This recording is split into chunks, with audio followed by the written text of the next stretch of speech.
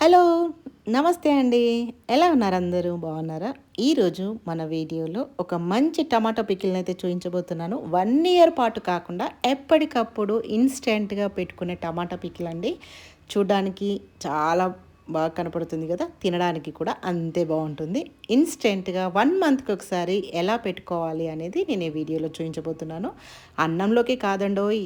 ఉప్మాలోకి పల్లి చట్నీ చేసే టైం లేనప్పుడు ఇడ్లీకి గానీ, దోసకి కానీ కూడా చాలా బావుంటుంది. లేట్ చేయడం ఎందుకు? అది ఎలా చేశాననేది వీడియో స్కిప్ చేయకుండా చివరి వరకు చూసేయండి. నేనిక్కడ ఒక 3 కేజీస్ టమాటాస్‌నైతే తీసుకున్నాను. ఇన్‌స్టంట్ పికిల్ అంటున్నావు మరి 3 కేజీస్ ఎందుకు పెట్టానని అనుకుంటున్నారు కదా! నేను మరియు మా ఫ్రెండ్స్‌కి కూడా కలిపి ఒకే దగ్గర చేశాననమాట.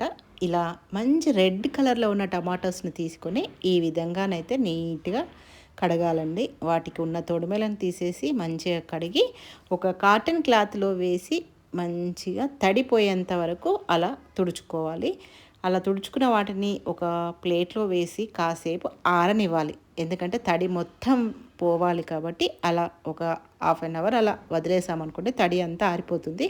తర్వాత టమాటో పెద్దగా ఉంటే ఏం చేయాలంటే దాంట్లో దాదాపు 15-20 వరకు పీసులు చేసుకోవచ్చండి. ఎందుకంటే టమాటోస్ పెద్దగా ఉన్నాయి కాబట్టి సన్నగా కట్ చేయాలి. ఎందుకంటే మనం ఈ టమాటా పచ్చడిని ఉడకబెడతామనమాట. అందుకే వాటిని సన్నగా కట్ చేసుకుంటే మనకు తొందరగా ఉడికిపోతాయి. చూసారు కదా! నేను ఆ విధంగానైతే టమాటాస్ అన్నిటినీ కట్ చేసేసాను. తర్వాత ఇలా ఒక పెద్ద మందపాటి గిన్నెనైతే తీసుకోవాలి. అందులో మనం కట్ చేసిన ముక్కలన్నిటిని వేసి స్టవ్ ఆన్ చేసుకొని స్టవ్ పైననైతే పెట్టేసేయాలి. ఇప్పుడు మనం అందులో విజయ గ్రౌండ్‌నట్ ఆయిల్ ఉంటుంది కదా! అది ఒక పావు లీటర్ వరకు పోయాలండి. ఎందుకంటే మనం ఇది ఉడకబెడుతున్నాం కాబట్టి ఆయిల్ కంపల్సరీగా వాడాల్సిందే. నేను మరీ ఎక్కువ ఆయిల్ ఏం వాడను. ఇది 3 కేజీస్ కాబట్టి ఒక పావు లీటర్ వరకి ఆయిల్ వేసి ఈ విధంగా మంచిగా కలుపుకోవాలండి.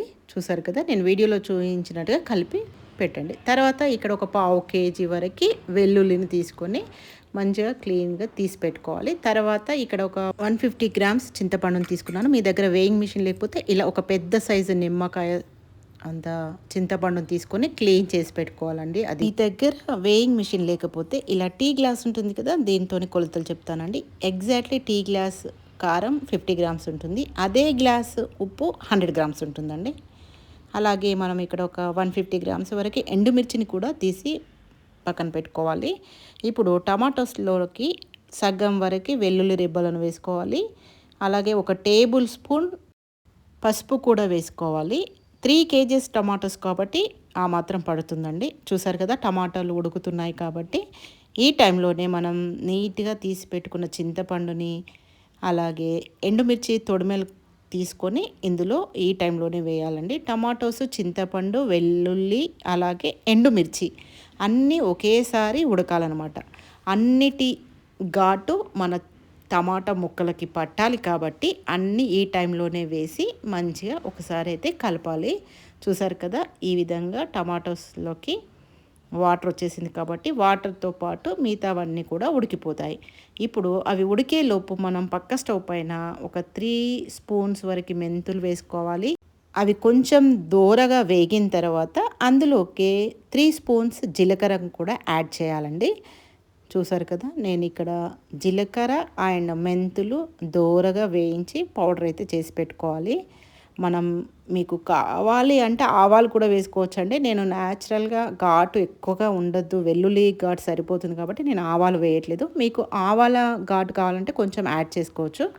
చూసారు కదా! ఈ విధంగానైతే మెత్తగా పౌడర్ చేసుకోవాలి. ఒక 2 సార్లు తిప్పామనుకోండి మెత్తగా పౌడర్ తయారైపోతుంది.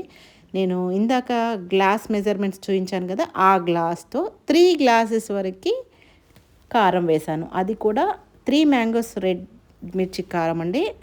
అది వేయడం వల్లనే మన చట్నీలకు మంచి కలర్ వస్తుంది. మీ దగ్గర పట్టించిన కారం ఉంటే కూడా వాడొచ్చు. ఇక్కడ 3 గ్లాసెస్ కారం వేసిన తర్వాత ఒకసారి మంచిగా కలపాలి. ఎందుకంటే టమాటాలు 75% వరకు కుక్ అయ్యాయి. ఇప్పుడు మన కారం కూడా ఇందులోనే ఉడకాలి కాబట్టి ఒక 3 గ్లాసెస్ వరకైతే కారం వేశాను. సేమ్ మనం అదే గ్లాస్‌తో సాల్ట్ మెజర్మెంట్ చేస్తే 100 గ్రామ్స్ ఉంది కదా! 50 గ్రామ్స్‌కి 100 గ్రామ్స్ సాల్ట్ అనమాట. 1 కేజీ టమాటాలోకి 50 గ్రామ్స్ కారం, 100 గ్రామ్స్ సాల్ట్ అనమాట. కరెక్ట్ మెజర్మెంట్స్ అండి ఇవి. మీకు ఇన్స్టెంట్ చట్నీ కదా, ఈ ఉప్పు కారాలు సరిపోతాయండి. ఎందుకంటే మనం వెల్లుల్లి వేసాము, ఎండుమిర్చి కూడా వేసాం కదా, వాటి యొక్క స్పైసీనెస్ కూడా టమాటాస్కి యాడ్ అవుతుంది కాబట్టి ఈ మాత్రం సరిపోతుంది. అలాగే మనం జీలకర్ర మెంతుల పొడి 1 గ్లాస్ వేయాలండి. మనం ఏ గ్లాస్తోనైతే కారం ఉప్పు వేసామో అదే గ్లాస్ జీలకర్ర మెంతుల పొడి వేసేయాలి. మంచి ఫ్లేవర్ అనేది వస్తుంది. చూసారు కదా, మన టమాటాస్ మొత్తం ఉడికిపోయాయి. చింతపండు, టమాటాలు, వెల్లుల్లి, ఎండుమిర్చి ఇవన్నీ ఉడికిపోయాయండి. ఇప్పుడు మనం దీనికి పోపు పెట్టుకోవాలి. ఈ పోపు ఎంత బాగా పెడితే చట్నీ అంత బాగుంటుందన్నమాట. నేను ఒక 1/2 లీటర్ వరకు ఆయిల్ వేసాను. దాంట్లో ఒక చిన్న గిన్నెడు జీలకర్ర వేసాను. తర్వాత అదే గిన్నెడు ఆవాలు కూడా వేసుకోవాలి. ఎందుకంటే 3 కేజీస్ చట్నీ కాబట్టి ఆ మాత్రం జీలకర్ర ఆవాలు పడతాయి. అలాగే 1 స్పూన్ మెంతులు కూడా వేయాలి. 1 గిన్నెడు క్రష్ చేసిన వెల్లుల్లిని వేయాలి. ఈ చట్నీలో వెల్లుల్లితోనే మొత్తం ఫ్లేవర్ ఉంటుందండి. ఆ వెల్లుల్లిని ఈ విధంగా క్రష్ చేసి మంచిగా బ్రౌన్ కలర్ వచ్చేంత వరకు ఫ్రై చేయాలి. స్టవ్ని మాత్రం లో ఫ్లేమ్లోనే పెట్టుకొని పోపు పెట్టుకోవాలి. మనం హై ఫ్లేమ్లో పెట్టుకున్నాం అనుకోండి మొత్తం అన్నీ మాడిపోయి ఫ్లేవర్ చేంజ్ అయిపోతుంది. అందుకని ఆ విధంగానైతే పెట్టుకోవాలి. మళ్ళీ ఒక 5-6 ఎండుమిర్చిని కూడా వేసి పోపు అంతా మంచిగా కలపాలండి. చూసారు కదా, మన వెల్లుల్లి రెబ్బలు బ్రౌన్ కలర్లోకి వచ్చేసాయి. ఇప్పుడు ఒక 1.5 స్పూన్ వరకు పసుపు వేసుకోవాలండి. అది అన్నీ మంచిగా మళ్ళీ ఒకసారి కలుపుకోవాలి.